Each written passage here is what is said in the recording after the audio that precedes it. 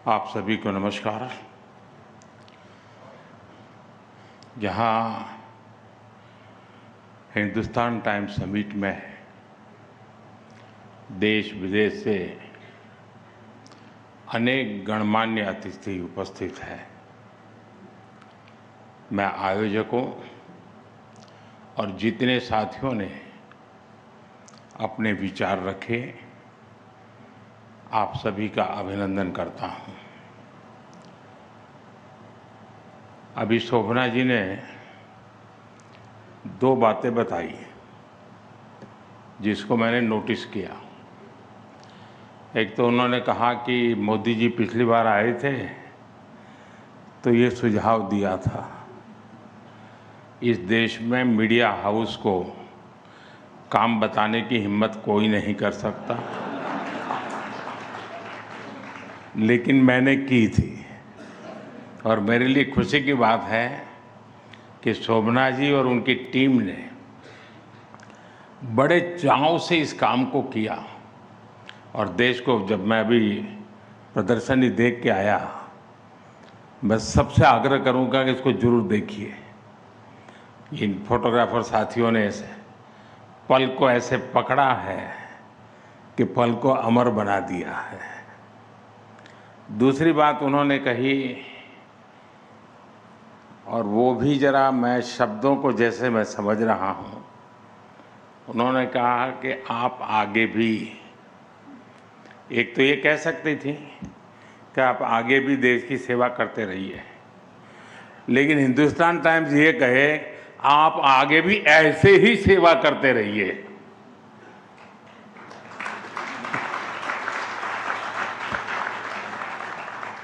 तो मैं इसके लिए भी विशेष रूप से आभार व्यक्त करता हूं।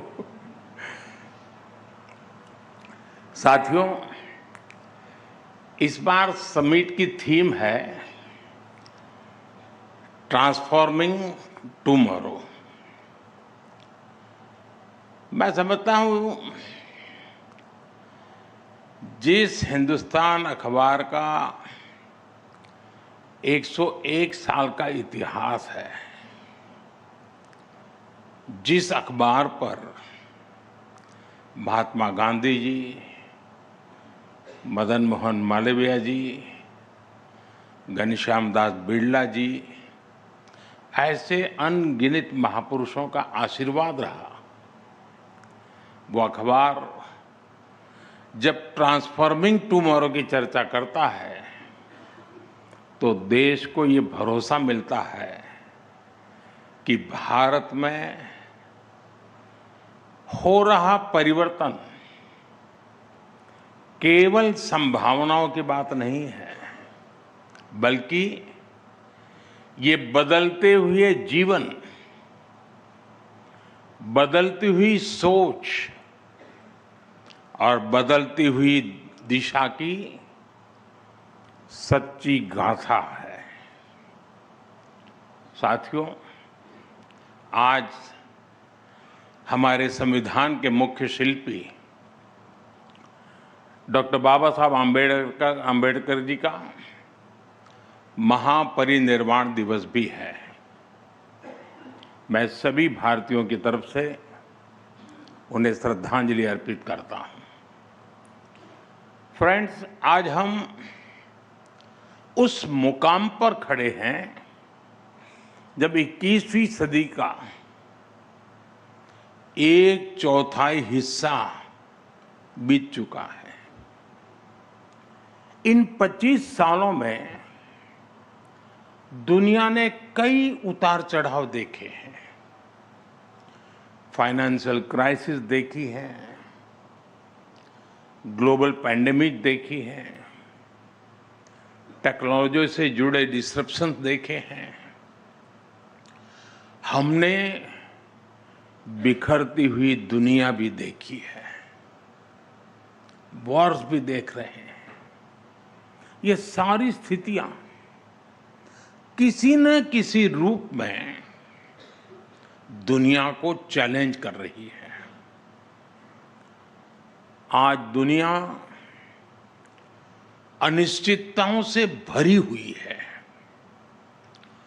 लेकिन अनिश्चितताओं से भरे इस दौर में हमारा भारत एक अलग ही लीग में दिख रहा है। भारत आत्मविश्वास से भरा हुआ है। जब दुनिया में स्लो डाउन की बात होती है, तब भारत ग्रोथ की कहानी लिखता है।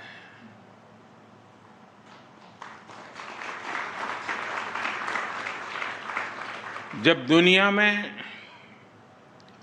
ट्रस्ट की क्राइसिस दिखता है, तब भारत ट्रस्ट का पिलर बन रहा है। जब दुनिया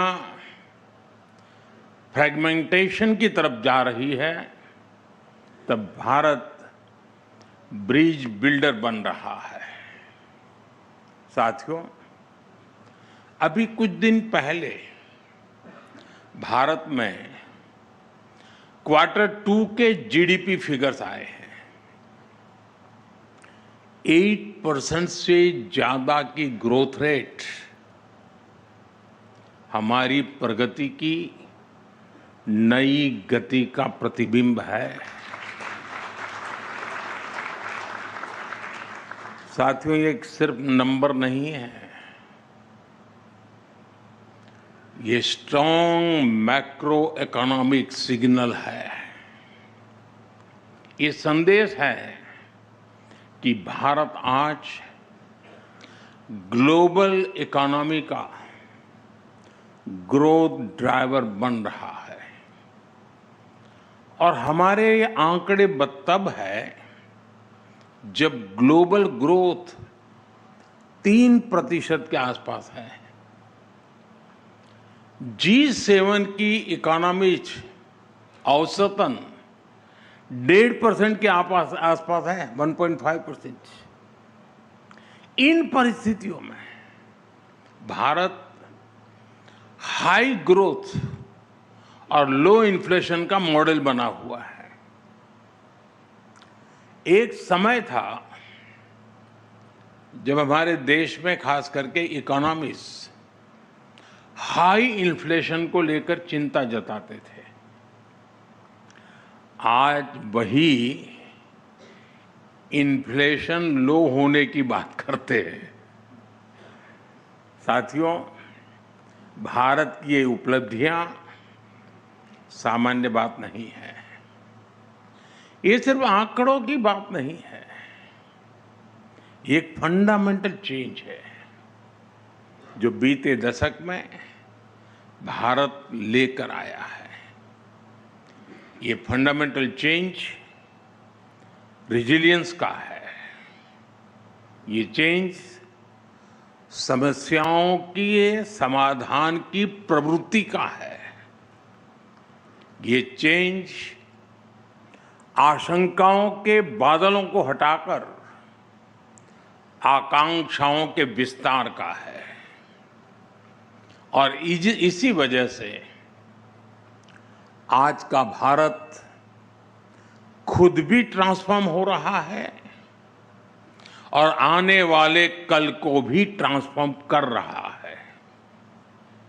साथियों, आज जब हम यहां ट्रांसफॉर्मिंग टुमारो की चर्चा कर रहे हैं, हमें यह भी समझना होगा कि ट्रांसफॉर्मेशन का जो विश्वास पैदा हुआ है, उसका आधार वर्तमान में हो रहे कार्यों की, आज हो रहे कार्यों की एक मजबूत नींव है। आज के रिफॉर्म और आज की परफॉर्मेंस हमारे कल के ट्रांसफॉर्मेशन का रास्ता बना रहे हैं। मैं आपको एक उदाहरण दूंगा कि हम किस सोच के साथ काम कर रहे हैं। साथियों, आप भी जानते हैं कि भारत के सामर्थ्य का एक बड़ा हिस्सा एक लंबे समय तक अनटैप रहा है। जब देश के इस अनटैप्ड पोटेंशियल को ज्यादा से ज्यादा अवसर मिलेंगे, जब वह पूरी ऊर्जा के साथ बिना किसी रुकावट के देश के विकास में भागीदार बनेंगे, तो देश का कायाकल्प होना तय है। आप सोचिए, हमारा पूर्वी भारत,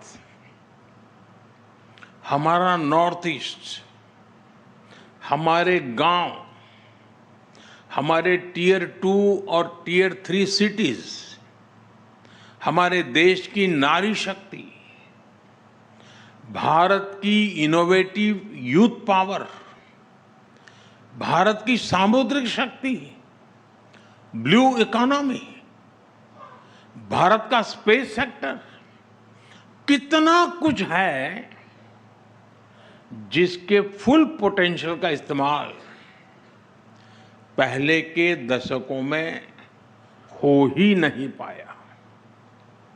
अब आज भारत इन अनटैप्ड पोटेंशियल को टैप करने के विजन के साथ आगे बढ़ रहा है। आज पूर्वी भारत में आधुनिक इंफ्रास्ट्रक्चर, कनेक्टिविटी और इंडस्ट्री पर अभूतपूर्व निवेश हो रहा है। आज हमारे गांव, हमारे छोटे शहर भी आधुनिक सुविधाओं से लैस हो रहे हैं। हमारे छोटे शहर स्टार्टअप्स और एमएसएमईज के नए केंद्र बन रहे हैं। हमारे गांवों में किसान एफपीओ बनाकर सीधे मार्केट से जुड़े, और कुछ तो एफपीओ ग्लोबल मार्केट से जुड़ रहे हैं। साथियों, भारत की नारी शक्ति तो आज कमाल कर रही है।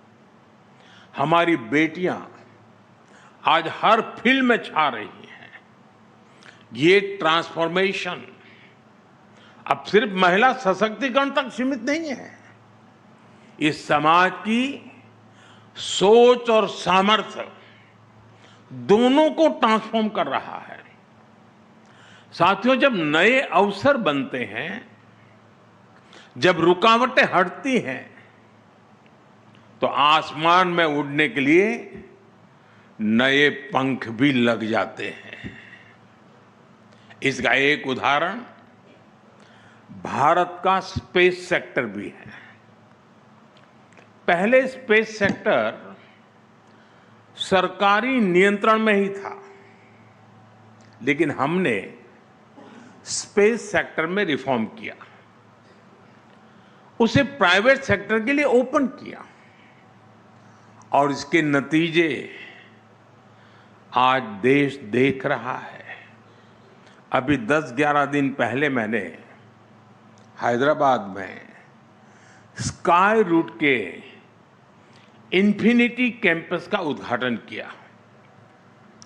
स्काई रूट भारत की प्राइवेट स्पेस कंपनी है।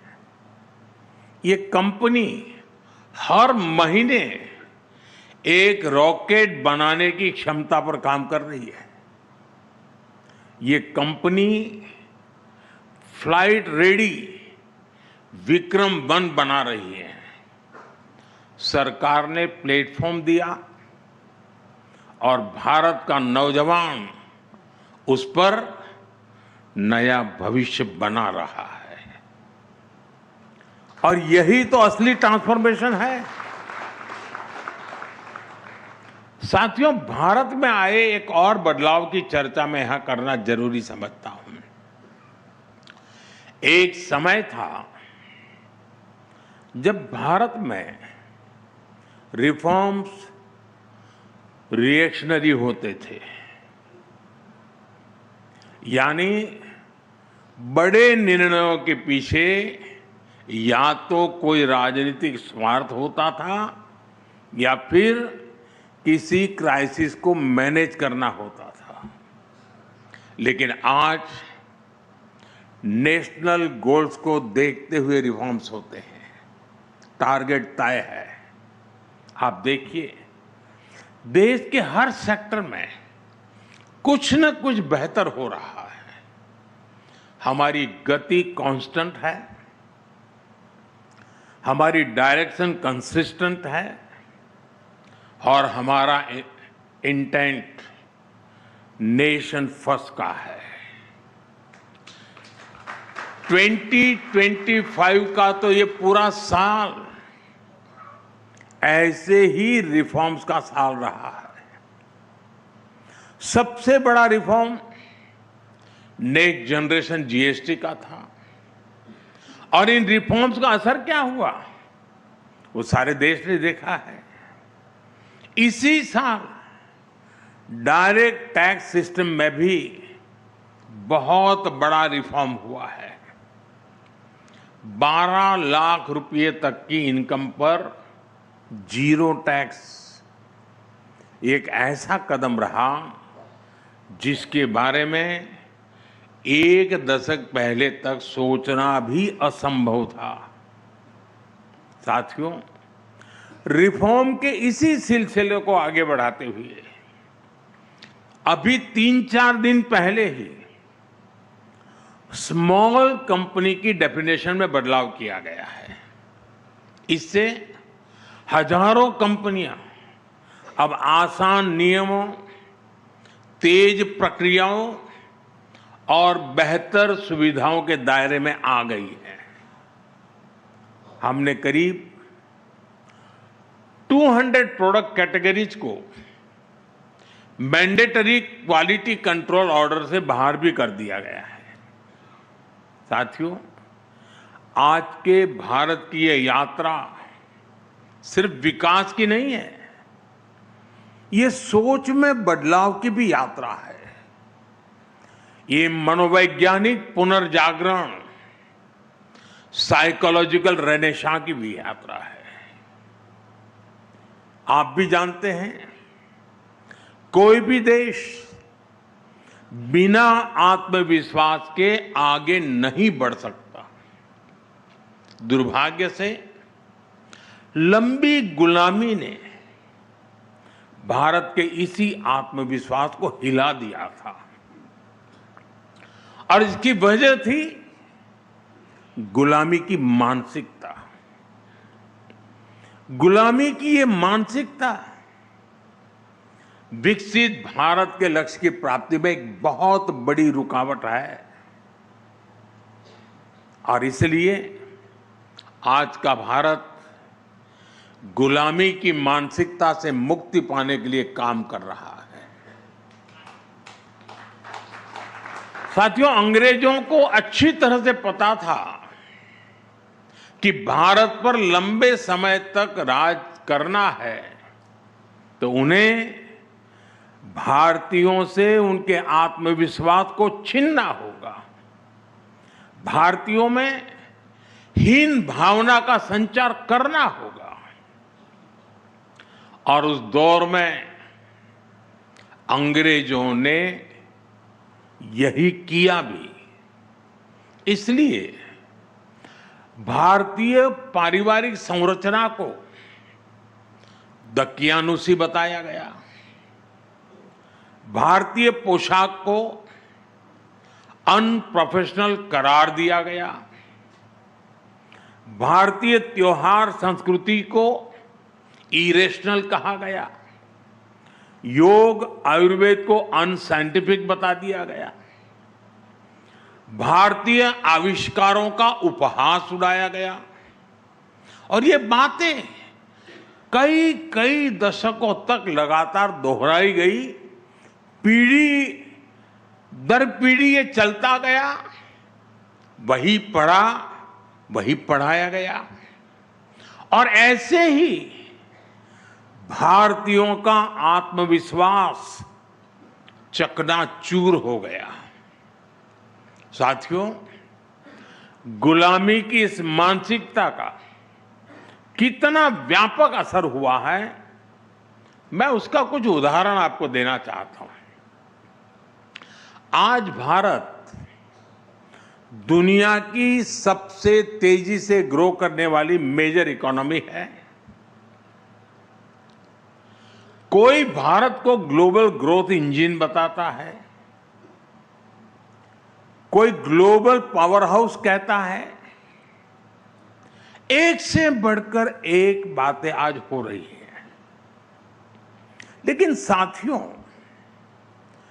आज भारत की जो तेज ग्रोथ हो रही है, क्या कहीं पर आपने पढ़ा, क्या कहीं पर आपने सुना, इसको कोई हिंदू रेट ऑफ ग्रोथ कहता है क्या?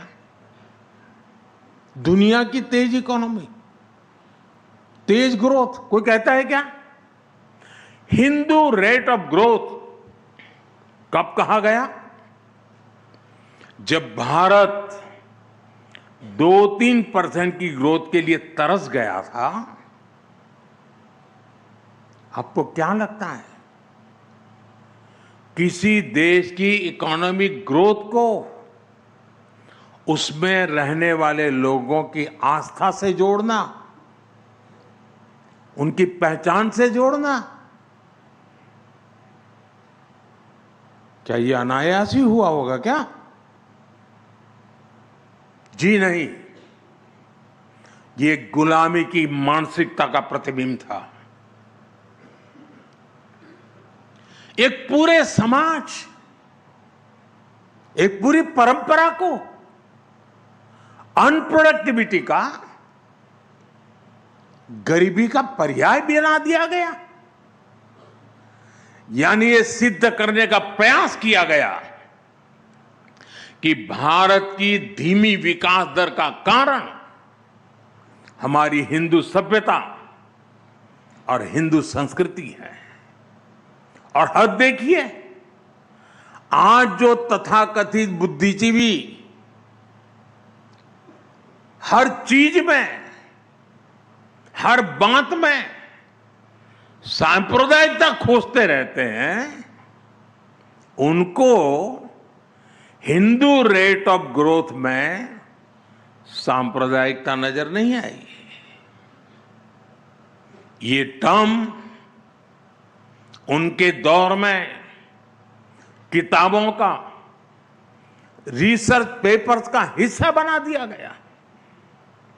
साथियों, गुलामी की मानसिकता ने भारत में मैन्युफैक्चरिंग इकोसिस्टम को कैसे तबाह कर दिया और हम इसको कैसे रिवाइव कर रहे हैं, मैं इसके भी कुछ उदाहरण दूंगा। भारत गुलामी के कालखंड में भी अस्त्र शस्त्र का एक बड़ा निर्माता था। हमारे यहां ऑर्डिनेंस फैक्ट्रीज का एक सशक्त नेटवर्क था। भारत से हथियार निर्यात होते थे। विश्व युद्धों में भी भारत में बने हथियारों का बोलबाला था। लेकिन आजादी के बाद हमारा डिफेंस मैन्युफैक्चरिंग इकोसिस्टम तबाह कर दिया गया। गुलामी की मानसिकता ऐसी हावी हुई कि सरकार में बैठे लोग भारत में बने हथियारों को कमजोर आंकने लगे और इस मानसिकता ने भारत को दुनिया के सबसे बड़े डिफेंस इंपोर्टर के रूप में से एक बना दिया। साथियों, गुलामी की मानसिकता ने शिप बिल्डिंग इंडस्ट्री के साथ भी यही किया। भारत सदियों तक शिप बिल्डिंग का एक बड़ा सेंटर था। यहां तक कि 5-6 दशक पहले तक, यानी 50-60 पहले, भारत का 40% ट्रेड भारतीय जहाजों पर होता था। लेकिन गुलामी की मानसिकता ने विदेशी जहाजों को प्राथमिकता देनी शुरू की। नतीजा सबके सामने है। जो देश कभी समुद्री ताकत था, वो अपने 95% व्यापार के लिए विदेशी जहाजों पर निर्भर हो गया है। और इस वजह से आज भारत हर साल करीब $75 बिलियन यानी लगभग 6 लाख करोड़ रुपए विदेशी शिपिंग कंपनियों को दे रहा है।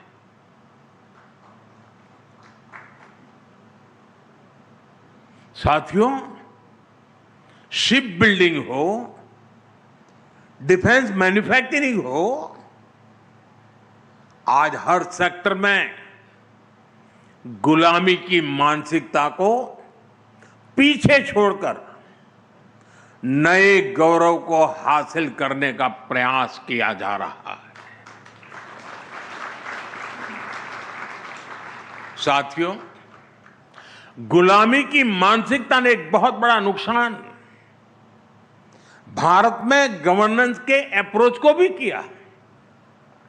लंबे समय तक सरकारी सिस्टम का अपने नागरिकों पर अविश्वास रहा।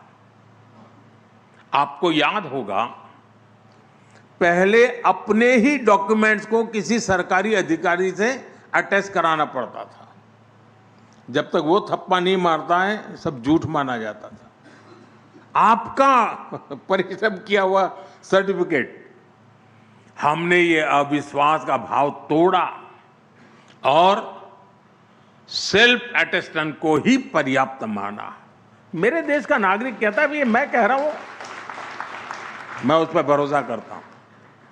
साथियों, हमारे देश में ऐसे ऐसे प्रावधान चल रहे थे जहां जरा जरा भी गलतियों को भी गंभीर अपराध माना जाता था। हम जन विश्वास कानून लेकर आए और ऐसे सैकड़ों प्रावधानों को डिक्रिमिनलाइज किया है। साथियों, पहले बैंक से 1000 रुपये का भी लोन लेना होता था तो बैंक गारंटी मांगता था, क्योंकि अविश्वास बहुत अधिक था। हमने मुद्रा योजना से अविश्वास के इस कुचक्र को तोड़ा। इसके तहत अभी तक 37 लाख करोड़, 37 लाख करोड़ रुपए की गारंटी फ्री लोन हम दे चुके हैं देशवासियों को।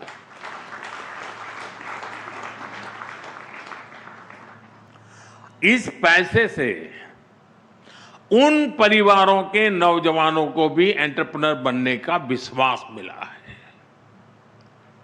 आज रेहड़ी पटरी वालों को भी, ठेले वाले को भी बिना गारंटी बैंक से पैसा दिया जा रहा है। साथियों, हमारे देश में हमेशा से ये माना गया कि सरकार को अगर कुछ दे दिया तो फिर वहां तो वन वे ट्रैफिक है। एक बार दिया तो दिया, फिर वापस नहीं आता है, जा गया। यही सबका अनुभव है। लेकिन जब सरकार और जनता के बीच विश्वास मजबूत होता है तो काम कैसे होता है? अगर कल अच्छी करनी है ना तो मन आज अच्छा करना पड़ता है। अगर मन अच्छा है तो कल भी अच्छा होता है। और इसलिए हमने एक और अभियान लिया है, आपको सुनकर के ताजुब होगा। और अभी अखबारों में उसकी, अखबारों वालों की नजर नहीं गई है उस पर। मुझे पता नहीं जाएगी कि नहीं जाएगी, आज के बाद हो सकता है चली जाए। आपको ये जानकर हैरानी होगी कि आज देश के बैंकों में हमारे ही देश के नागरिकों का 78,000 करोड़ रुपया, 78,000 करोड़ रुपये अनक्लेम पड़ा है बैंकों में। पता नहीं कौन है, किसका है, कहां है। इस पैसे को कोई पूछने वाला नहीं है। इसी तरह इंश्योरेंस कंपनियों के पास करीब 14,000 करोड़ रुपए पड़े हैं। म्यूचुअल फंड कंपनियों के पास करीब 3,000 करोड़ रुपए पड़े हैं। 9,000 करोड़ रुपए डिविडेंड का पड़ा है और ये सब अनक्लेम पड़ा हुआ है, कोई मालिक नहीं उसका। ये पैसा गरीब और मध्यम वर्गीय परिवारों का है और इसलिए जिसके हैं वो तो भूल चुका है। हमारी सरकार अब उनको ढूंढ रही है देश भर में। अरे भाई बताओ, तुम्हारा तो पैसा नहीं था, तुम्हारे माँ बाप का तो नहीं था, कोई छोड़ के तो नहीं चला गया। हम जा रहे हैं। हमारी सरकार उसके हकदार तक पहुंचने में जुटी हुई है और इसके लिए सरकार ने स्पेशल कैंप लगाना शुरू किया है। लोगों को समझा रहा है कि भाई देखिए, कोई है, कोई अता पता आपके पैसे कहीं है कि गए हैं क्या। अब तक करीब 500 डिस्ट्रिक्ट्स में हम ऐसे कैंप लगाकर हजारों करोड़ रुपए असली हकदारों को हम दे चुके हैं जी। पैसे पड़े थे, कोई पूछने वाला नहीं था, लेकिन मोदी है, ढूंढ रहा है। अरे यार तेरा है, ले जा। साथियों, ये सिर्फ एसेट की वापसी का मामला नहीं है, ये विश्वास का मामला है।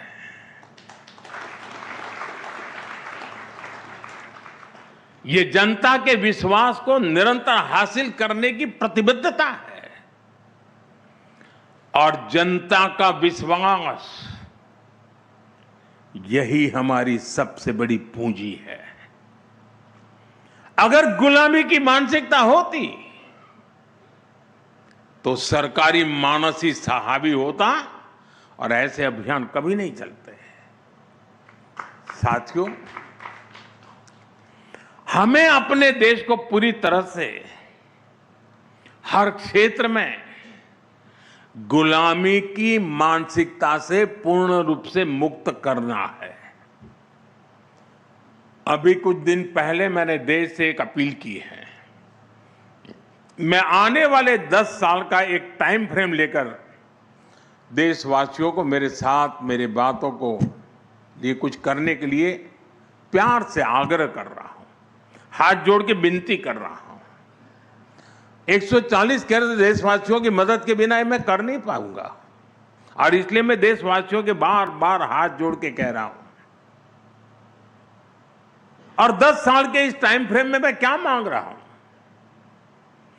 मैकाले की जिस नीति ने भारत में मानसिक गुलामी के बीज बोए थे, उसको 2035 में 200 साल पूरे हो रहे हैं, 200 ईयर हो रहे हैं, यानी 10 साल बाकी है।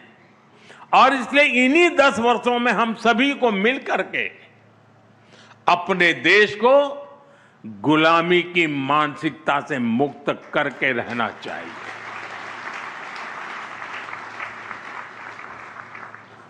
साथियों, मैं अक्सर कहता हूं, हम लीक पकड़कर चलने वाले लोग नहीं हैं। बेहतर कल के लिए हमें अपनी लकीर बड़ी करनी ही होगी। हमें देश की भविष्य की आवश्यकताओं को समझते हुए वर्तमान में उसके हल तलाशने होंगे। आजकल आप देखते हैं कि मैं मेक इन इंडिया और आत्मनिर्भर भारत अभियान पर लगातार चर्चा करता हूं। शोभना जी ने भी अपने भाषण में उसका उल्लेख किया। अगर ऐसे अभियान 4-5 दशक पहले शुरू हो गए होते तो आज भारत की तस्वीर कुछ और होती। लेकिन तब जो सरकारें थी उनकी प्राथमिकताएं कुछ और थी। आपको वो सेमीकंडक्टर वाला किस्सा भी पता ही है।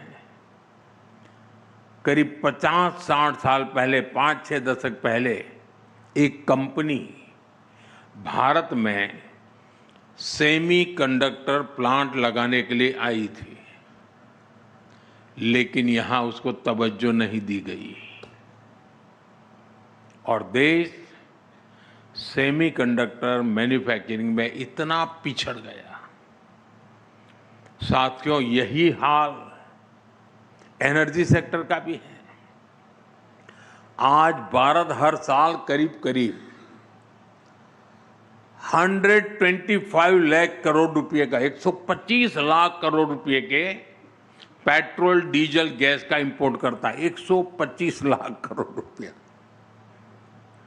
हमारे देश में सूर्य भगवान की इतनी बड़ी कृपा है, लेकिन फिर भी 2014 तक भारत में सोलर एनर्जी जनरेशन कैपेसिटी सिर्फ 3 गीगावाट थी, 3 गीगावाट थी। 2014 तक की मैं बात कर रहा हूं, जब तक कि आपने मुझे यहां लाकर के बिठाया नहीं। 3 गीगावाट। पिछले 10 वर्षों में अब ये बढ़कर 130 गीगावाट के आसपास पहुंच चुकी है।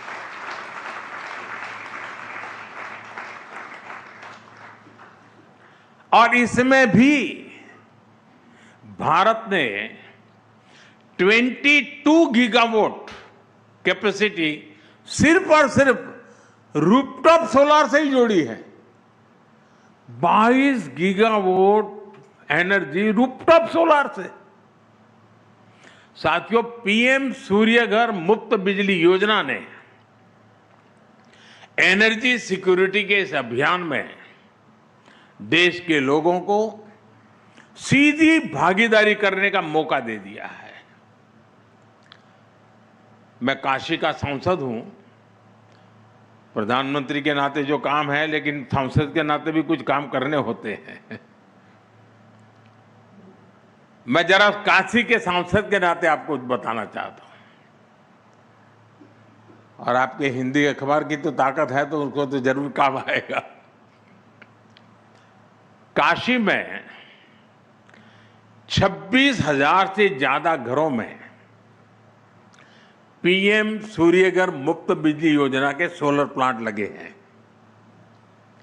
इससे हर रोज डेली 3 लाख यूनिट से अधिक बिजली पैदा हो रही है और लोगों के करीब 5 करोड़ रुपए हर महीने बच रहे हैं, यानी साल भर के 60 करोड़ रुपए। साथियों, इतनी सोलर पावर बनने से हर साल करीब 90,000 मैट्रिक टन कार्बन एमिशन कम हो रहा है। इतने कार्बन एमिशन को खपाने के लिए हमें 40 लाख से ज्यादा पेड़ लगाने पड़ते हैं। और मैं फिर कहूंगा, ये जो मैंने आंकड़े दिए ना, ये सिर्फ काशी के हैं, बनारस के हैं। मैं देश की बात नहीं बता रहा आपको। आप कल्पना कर सकते हैं कि पीएम सूर्यघर मुफ्त बिजली योजना, ये देश को कितना बड़ा फायदा हो रहा है। आज की एक योजना भविष्य को ट्रांसफॉर्म करने की कितनी ताकत रखती है, ये उसका एग्जाम्पल है। वैसे साथियों, अभी आपने मोबाइल मैन्युफैक्चरिंग के भी आंकड़े देखे होंगे। 2014 से पहले तक हम अपने जरूरत के 75% मोबाइल फोन इंपोर्ट करते थे, 75%। और अब भारत का मोबाइल फोन से इंपोर्ट लगभग जीरो हो गया है।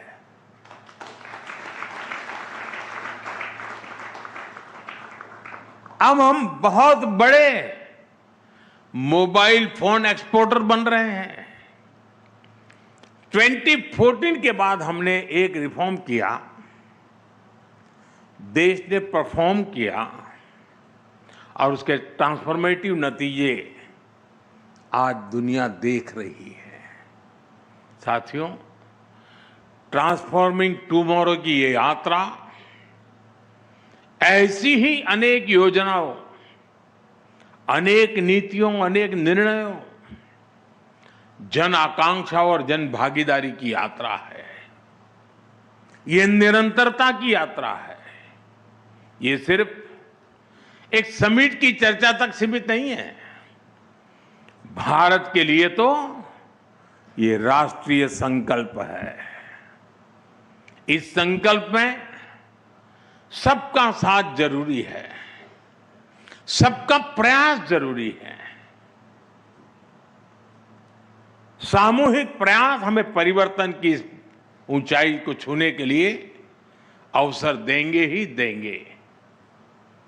साथियों, एक बार फिर मैं शोभना जी का, हिंदुस्तान टाइम्स का बहुत आभारी हूं कि आपने मुझे अवसर दिया आपके बीच आने का, और जो बातें कभी कभी बताई उसको आपने किया, और मैं तो मानता हूं शायद देश के फोटोग्राफरों के लिए एक नई ताकत बनेगा ये। इसी प्रकार से अनेक नए कार्यक्रम भी आप आगे के लिए सोच सकते हैं। मेरी मदद लगे तो जरूर मुझे बताना। आइडिया देने का मैं कोई रॉयल्टी नहीं लेता हूं।